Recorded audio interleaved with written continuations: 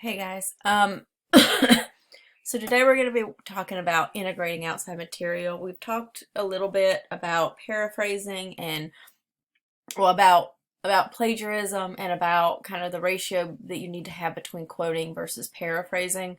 Um, and some reasons why you would quote or need to quote and the times when you need to be paraphrasing material. And some problems people run into with like paraphrasing and working with sources and things like that in terms of plagiarism.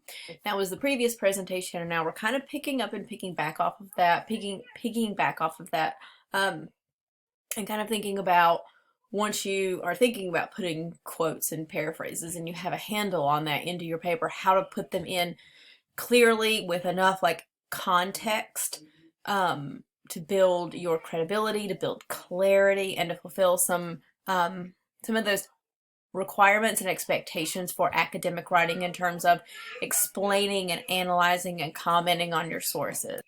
So we're going to start with our first thing, which is kind of going over the frame that you need to have. And again, what we're going to be going over is not necessarily a formula, but it is kind of a frame of mind that you need to have for how to build a frame around, especially quoted material, when you pull it into your paper. And we're going to start with the reasoning for that frame. The main thing that this helps with is not having dangling or hit and run quotes. Which are things like when quotes just sort of happen in the paper. That there's nothing that you've said to set it up before it, nothing after it. The quote is just there. And you may have heard like not to start or end a paragraph with a quote. That's not necessarily something you can't do, but it does, if you're not practiced with this, then it does increase the chances that you're going to have a dangling or a hit and run quote.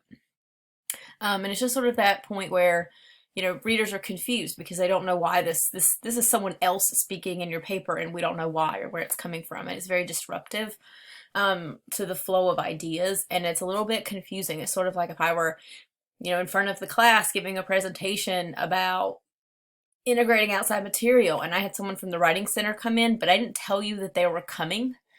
They just sort of walked into class and started talking. You would be super confused. You would be like leaning over to people, whispering, probably like, why are we doing this? Who is this person? Where are they from? Is there going to be a quiz? Is she sending us to the Writing Center? What is happening? All of those questions, valid and pertaining to context I should have given you before I had this person come in and start speaking. And then assuming she just left the room and I just picked up where I left off and didn't say anything about her quick like talk or presentation. So you don't even know what you're supposed to take away from it. So assuming that like you're reading and communicating with this text that you're writing, it follows kind of the same kind of rule. Like when you have other people just jumping in and diving in your paper and speaking and we don't know where it's coming from, it creates that same effect. So this is sort of the formula for the frame, is to make sure you're introducing and giving context to important paraphrases, and it's always quotes, like especially quotes. The only time you might not need much of a frame for a quote is if again you're re-quoting from the same source again. You might not necessarily need to give as much context for it if we already know the source. But the first time you quote from any source in a paper, you should always provide or using a source for evidence or using it as something important. You should always introduce it the first time. And again, from there, you can kind of give us a little bit less because assuming that we've already been introduced to this source, so we already kind of know. But again, like introducing, giving context for the quote, including the quote, and then explaining the quote. Explaining the quote is what's really hard. That's where you have to tell us what we're supposed to take away from it, how it proves the point, provide commentary on it, explain to us what it means and what it shows. And a lot of times we leave this part out, and we'll get into more of that later, but introducing it, giving context, giving the actual quote, and then explaining it. And again, it's not necessarily a formula that you have to do it in this order. It can be, once you get good at it, you can kind of play around with it. Sometimes we explain things before we quote it. But it does kind of create a habit of mind of knowing like these are things you should be including with quoted material. I'm going to start with kind of breaking down the introducing part of the formula. So we're gonna go with me on this. I used to use the metaphor that being a good host with your paper was like hosting a party. So writing a paper does not feel like a party. We're gonna go with event because it's a little bit more vague. So when you're introducing material, you need to be a good host. When you are writing a paper, you are essentially hosting an event. Writing is social. There are readers involved. There are sources involved. This is a social event. It's your responsibility to make sure that everything is clear, that everybody knows everybody. Just like you would at an event, you would be in charge. You're the star, but you're also in charge of making sure everybody knows why everybody is here. Your readers are your guests, your sources are your invited guests or speakers, and of course if you were having someone speak, stand up to speak to the room, you would introduce them first and explain who they are and why they're there. Same concept in a paper. It's the same sort of social principles and basic kind of sense of how to communicate with a lot of people. Your readers haven't done your research. They need to know who your sources are and why they should trust them. So just remember that you're the mediator, you're the host, you're the one who's supposed to be in control. And part of that is providing clarity and making sure everybody knows everybody.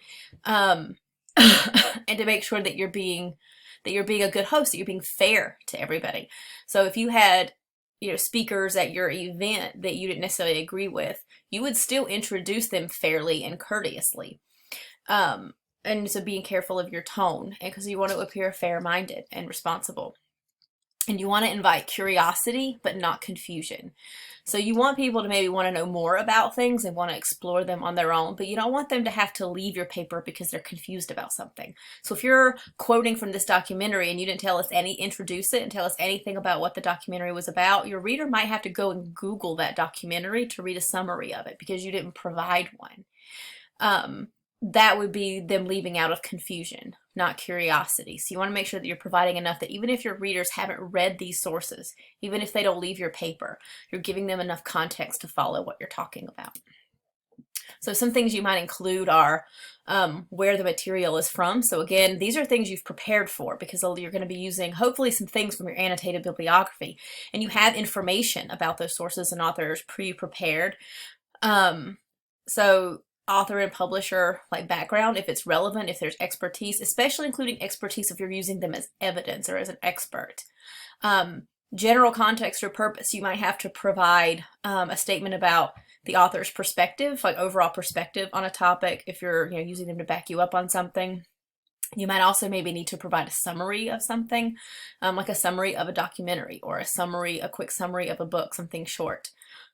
Specific context might be, if you're talking about a study, you would hopefully provide the conditions for that study because we're going to want some details for where those numbers and where that information came from. And also it might also be pulling from or explaining where, possibly if you're using a documentary and you've given a general summary, it might also be a setup for where in that documentary you're pulling information from. So, in this part of the documentary where they're interviewing so-and-so, and kind of giving us some more details. So those things might all be helping to provide some context for things. The next part is explaining the outside material. And again, this is the part that kind of gets left out. And it's the part where you're making sure the reader is understanding the information the same way you are. We said part of it being an academic argument, being fair, is not that you're trying to win at all costs or convince your reader at all costs, but that you're trying to get them to see why you interpret the information the way that you do, why you interpret the research that you've done the way that you do. So to create understanding for how you're seeing the research with your reader. And that's a great step in communicating clearly. And it is a way of using persuasion. It's not persuasion just getting people to change their minds about something, but to see how you see things and to understand where you're coming from. And it's a kind of argument, or the way you want to be approaching this argument. And part of that is making sure that you've explained why you're taking what you're taking from the data you have. And just kind of keeping in mind that this is where you connect the dots. So you have a point for this section and you have this piece of information. You need to explain how this data, this statistic, this quote from this expert helps support this point. readers are going to read things from our own experiences. Again, you've watched the news. You know that two different news sources from two different political slants can use the exact same recording, the exact same statistic, and interpret it wildly differently. Same thing. Just because we see the same numbers and your readers are looking at the same graph you are, doesn't mean that they're noticing what you want them to notice. Or that they even understand how to read it. They're going to bring their own experiences, values, and knowledge. They're going to read differently. They might not infer the same things that you do. So you want to be really careful about making sure you're explaining your data well and from your perspective. I don't know if you've ever done creative writing classes before, but one of the concepts that they teach is to show, not to tell. So for example, to not write like she cried, but to say tears streamed down her cheeks because you have now shown the reader and helped them visualize what you've said. You didn't have to tell it. Academic writing is a little bit trickier because we want you to show and tell. We want you to show us the quote, show us the image, show us the graph, show us the data, and then tell us about it. That's what the explanation part is. It's where you have shown us the thing, but now you're going to talk about it and tell us what you want to take away from it. You're telling us how you're reading it and interpreting it. You're telling us what you want us to see or realize or get from it. And it's also when I said, like, don't let your sources like talk for you. You should be able to pull out your quotes and pull out your data and it still makes sense. And if you are doing that, if you have context for this quote and you have explanation for it, we can still follow it. That's how it's done. The quotes are there to provide almost ways to show and support what you are already saying, but you have to say it first. You can't allow the quote to do it for you, and this is kind of where that comes in. And just kind of keep in mind when you're thinking about, should I quote or should I paraphrase, if you feel like this straight up does not need explanation or commentary, it's not worth quoting. This is what it might look like. Have the quote, and then it sounds a little bit like you're almost re-paraphrasing it with your own analysis. It sounds like you have the quote, and then it says like, basically this author is affirming, and then explaining like how it proves the point. In other words, this author believes. In other words, this graph argues or illustrates the essence of this person's argument, or even this picture or this graph. What it shows is this. So some of the questions you might want to think about when you're considering, what do I need to explain? Are there terms, language, or wording the reader doesn't understand? Remember, you don't want these lovely sounding, super disciplinary, specific quotes that your reader doesn't know what the heck to do with it or what it even means, because they might not be experts and they don't know what this language means. That's one of the reasons to paraphrase definitions. And if you really need this quote because it's the author's words and they're supporting you on something, explaining what it means after it. You want to think about, does it prove a certain point or perspective you're trying to make, or does it reveal something about the issue and its significance that you want the reader to pick up on? So I'm going to look at a couple of examples. This one you may or may not have read, Letter from Birmingham Jail, but again, you shouldn't have had to in order to follow. Martin Luther King knew how to skillfully appeal to his audience. In Letter from Birmingham Jail, for example, he writes, "In your statement you assert that our actions, even though peaceful, must be condemned because they precipitate violence. Isn't this like condemning Jesus because his unique consciousness and never-ceasing devotion to God's will precipitated the evil act of crucifixion?" Okay, cool. That's like a super nice sounding quote, right?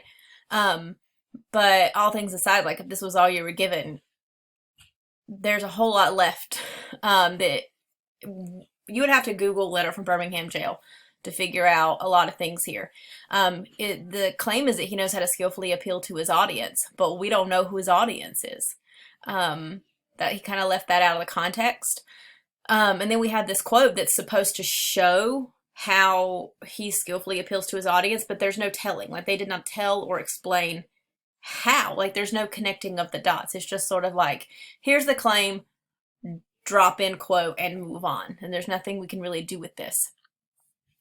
So the two main things jumping out here are that we don't know who the audience is and there's no explanation. So who is his audience? Like how do we know that this is appropriate for that audience? How does this, illustrate that he skillfully appeals to his audience? There's a lot of things kind of left out. And this is how it should sound.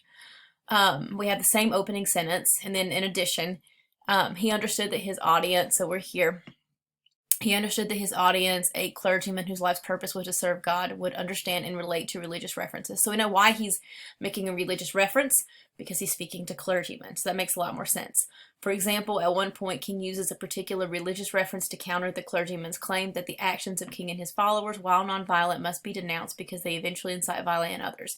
Notice the quote got a lot smaller. They just quoted exactly what they needed to make the point. So the question that they're really wanting to talk about, and everything else they turned into kind of paraphrasing it to help create some context and to make it a little bit easier to follow. And then the last point, King's audience will likely understand and relate to this analogy, rendering King's argument more credible to his readers. So they have the claim here, they have enough context and a selective enough quote and enough explanation that even if you hadn't read Letter from Birmingham Jail, you could follow what was happening here. I'm going to do the same thing here with one more example. Susan Bordeaux writes about women and dieting. Fiji is just one example. Until television was introduced in 1995, the islands had no reported cases of eating disorders. In 1998, in 1998, 3 years after programs from the United States and Britain began broadcasting there, 62% of girls surveyed reported dieting. Okay, so there's a lot of things wrong here. There's a lot of things missing. It actually just says she writes about women and dieting. Bam. Drop-in quote. That's basically a dangling quote. There's nothing here to really, there's not even a claim for this to support. We don't know who Susan Bordeaux is. What is her expertise? Why are we even listening to this person? She writes about women and dieting. What does she write about women and dieting? What is her opinion? What is her stake? Like, what point is she actually trying to prove? Why are we talking about Fiji in the first place? It doesn't actually say, like, I mean, aside from it being a vacation spot, I don't know why we're talking about this right now. It doesn't seem to have any specific relevance. And again, I mean, it just sort of drops off at the end. I mean, there's nothing here that shows they're actually using this quote for anything. They're not talking about or explaining anything. It's just a drop and run kind of situation here. So here's what it should sound. Or what it should sound like. The feminist philosopher, Susan Bordeaux, so now we know she's a philosopher, deplores the hold that the Western obsession with dieting has on women. So we know what her opinion is. Her basic argument is that increasing numbers of women across the globe are being led to see themselves as fat and in need of a diet. So we know kind of her general opinion, what the point is, we know what her stake is.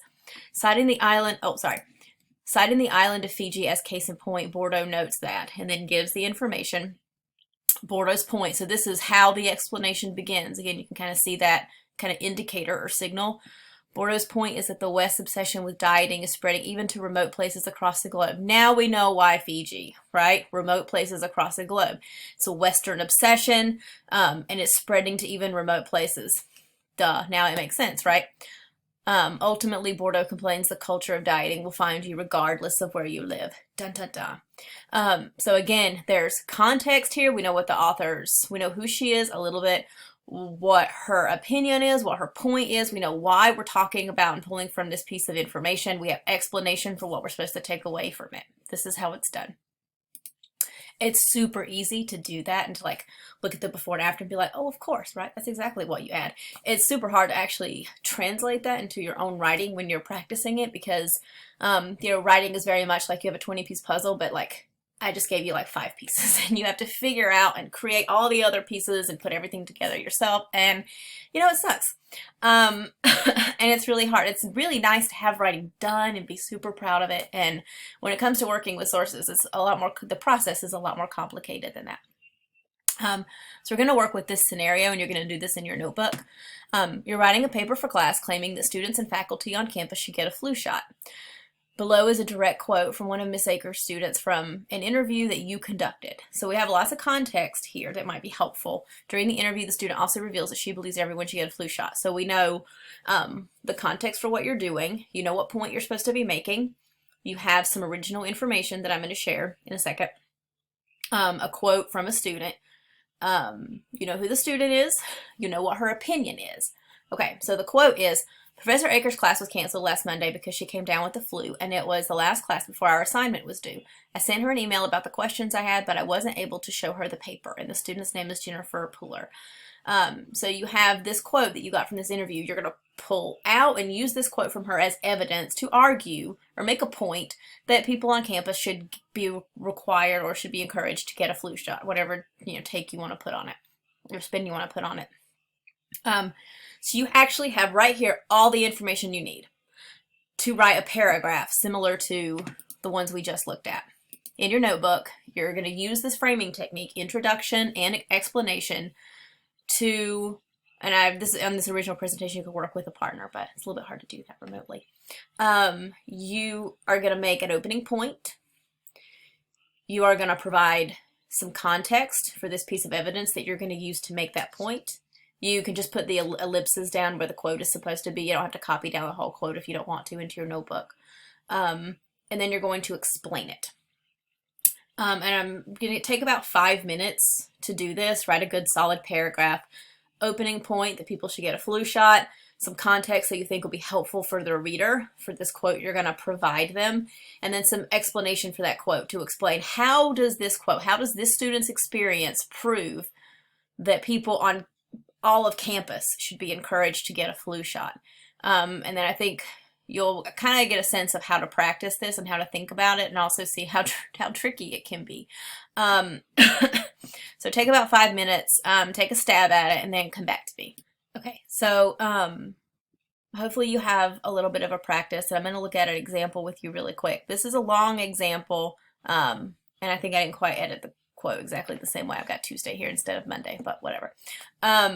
So I want you to see, like, not whether yours is written in the same tone, because yours can be written a lot of different ways. I just want you to see that you've consider whether or not you've covered, and maybe make some notes on your own kind of practice about things that might have been that you might have forgotten or left out or are thinking about now. So during my research, I came to believe that flu shots are necessary during the flu season for everyone on campus. When I interviewed a UNCC student, Jennifer Pooler, so explaining like who the interviewee was and who she is, she explained that she believes everyone on campus should get a flu shot. So that's a general takeaway of her opinion, and that's really important to know that that was her stake.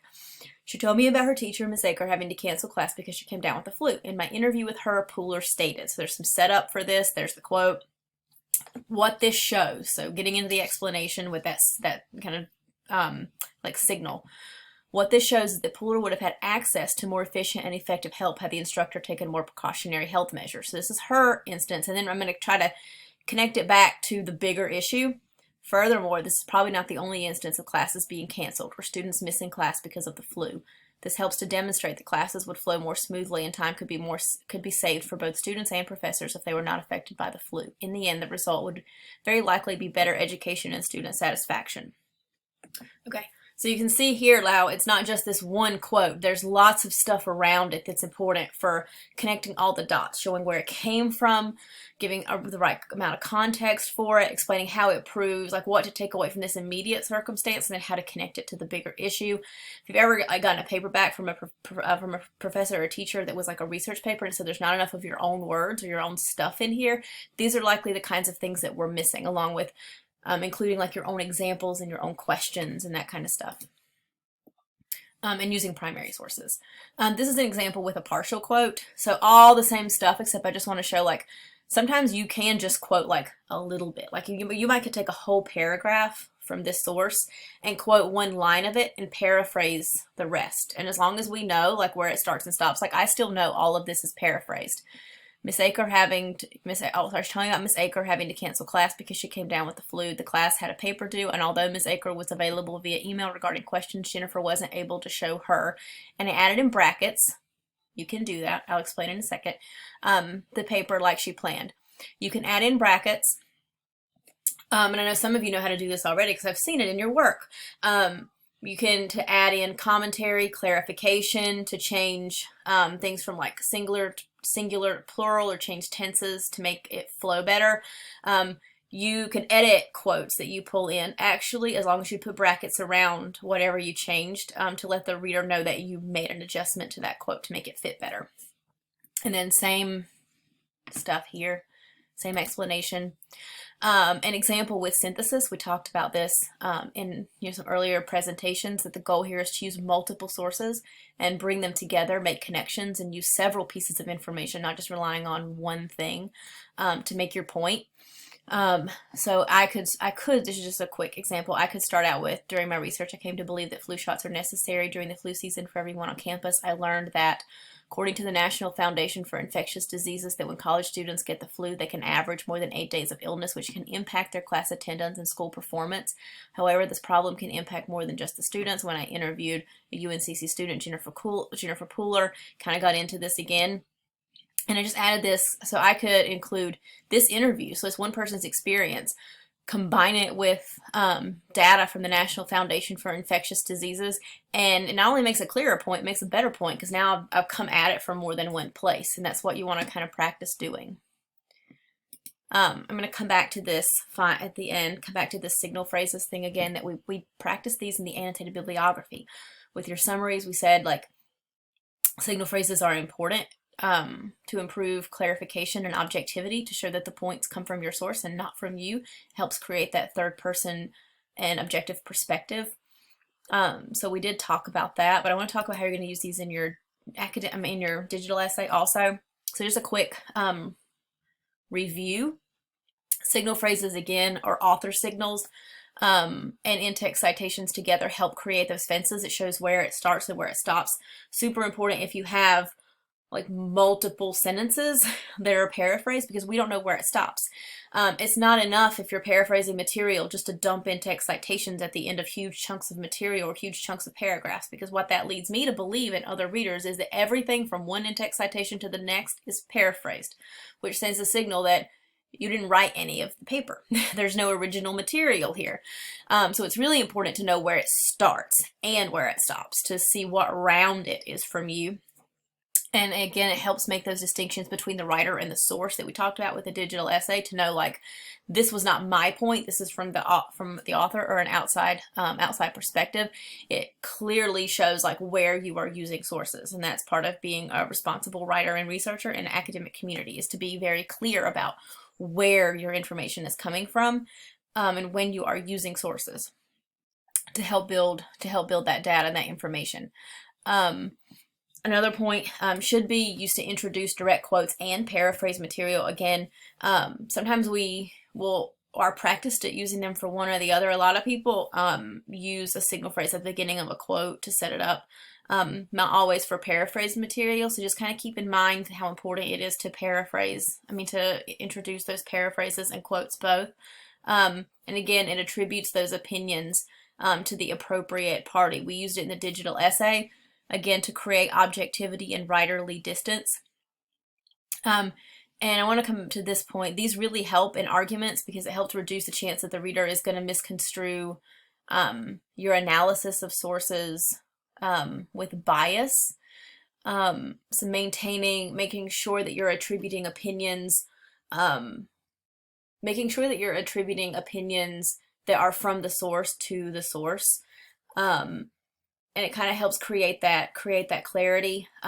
If they can't see the source clearly, it's hard to tell if you're using credible information or not. So if you're talking about things that are claims that you pulled from a source, but we can't see that source, then it looks like you're throwing in biased information from your own head, and that you're not connecting your thoughts to data. And that's really how you create a fair-minded academic argument, is not to throw out claims or opinions or interpretation or anything that could be, that could be seen as subjective, without connecting it to your research, without connecting it back to data and to something that you found when you were researching.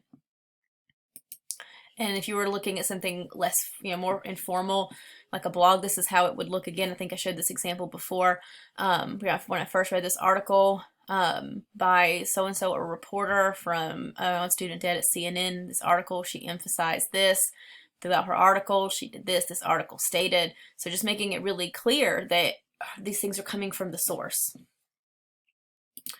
If you're looking at like an academic text, like a scholarly text, they do this too. They begin their points, equally, we're going to say I don't want to mispronounce that. Ms. Rossler argues that, and then includes a quote. In addition, they move on from there. I know where it starts. I know where it stops. As Rayab argues, so they're synthesizing, pulling from multiple sources. Privacy represents sorry, I've got something on my screen over this. A constitutive public good, societal good, understood. And I don't want to, not necessarily the content of this is important, but that you can see how it looks. Equally, this person argues, as this person argues. So we have, a place where we know where something starts, and this is a paraphrase. We know where it stops. We know this part, this next thing the assumption is this paraphrase here also comes from this source. It lets them know that on page 22 and page 23, stuff came from here. We can see that happening. This is a sample that I think we've looked at before. Ooh, this is off a little bit. Let me just fix it out. So the first sample, this is without a signal phrase, and I want to explain the difference between a general and a specific signal phrase. The merits of cancer screening must be reappraised. If I just said that, I don't know. I'm assuming the author, like the actual, like if this were your paper that you made this claim. If you have a general signal phrase, like many doctors conclude that. So if you're talking about like trying to debunk stereotypes, you might say many people fear that, or because of stereotypes in film, many people assume this. You're still creating clarity around whose opinion this is. A specific signal phrase kind of looks like this. Actually, let me move this down a little bit because I don't think it's getting my whole screen in here very well. Without a signal phrase, it might be, however, the merits of cancer screening are currently debated by new data. Bam, quote starts. I don't know where this came from. I don't know who's saying it. I don't even know why there's a quote here. This is a dangling quote, or kind of a hit and run quote. It just sort of appears and then you move on. If it's revised with a specific signal phrase, so it means it's like from a source or from a certain person. However, the merits of cancer screening are currently debated by new data. According to Dr. Dan Boyd, the director of cancer research at the Charlotte Clinic, who just produced one of the new studies on cancer screening, suddenly it makes sense. Like, I know where this is from, who said it, I know why you're talking, speaking from this person or allowing them to speak in your paper, and it just makes things a lot clearer.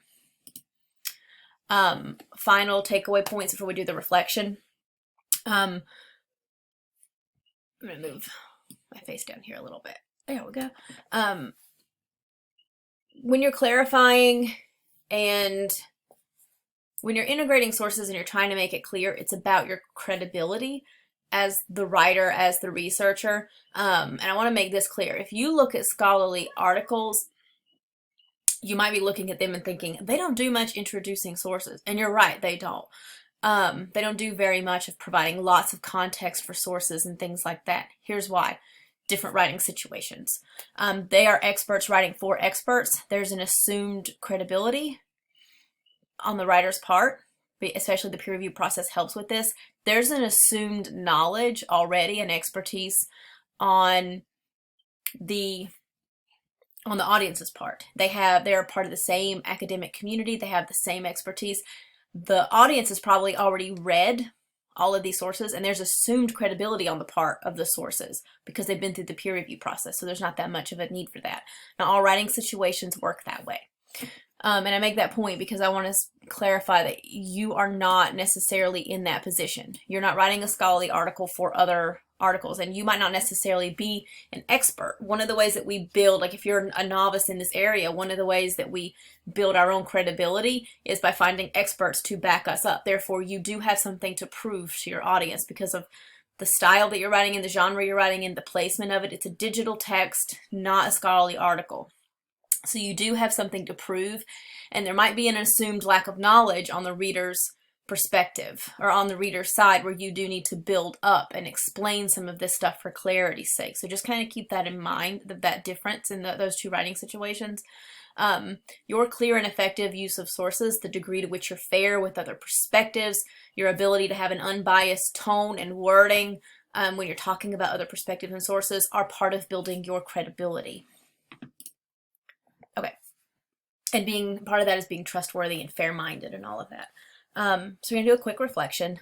Take a few minutes to review the draft that you have. I asked you to add some text today to your document and to be working with some sources.